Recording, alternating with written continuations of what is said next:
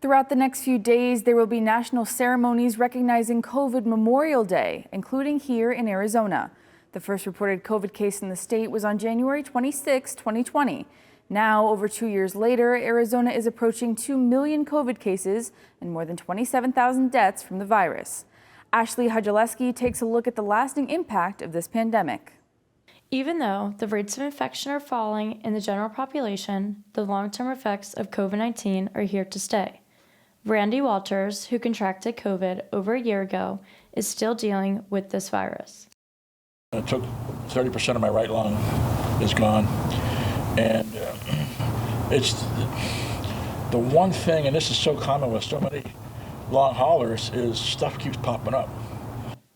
Walters is a part of the Arizona COVID-19 long haulers, a group that supports over 800 Arizonans infected with COVID who are still experiencing symptoms. I get skin rashes out of nowhere.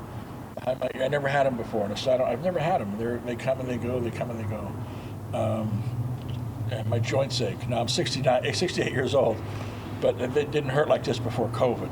Joshua LeBaire explains, even though there is a lot more work to be done to understand long-term effects in COVID patients, there are some common side effects, including gastrointestinal issues and respiratory problems. Other people, even those people who have not been in the hospital, sometimes have long-term effects in terms of oxygenation. Some people have had memory issues or brain-related malfunction over time. In addition to people who are still feeling the physical effects of COVID, thousands are impacted emotionally at the loss of a loved one.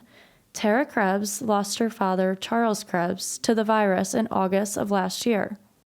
This is my mom and dad with my son on my son's first day of kindergarten. Tara was inspired to become an activist for Marked by COVID, a nonprofit organization that spreads awareness through events like COVID Memorial Day. And an opportunity for all of us local to come and share pictures of our loved ones and also brief memories and stories about their lives and why we loved them so much. The emotional toll on healthcare professionals and other frontline workers continues. According to the U.S. Department of Labor Statistics, since August of 2021, 3% of healthcare workers have quit their profession every month. We'll continue to feel the impact of COVID-19 for years to come. It's clear now that this virus will become endemic, that we're just going to be living with this for a very long time. In Phoenix, Ashley Chorzelewski, Cronkite News.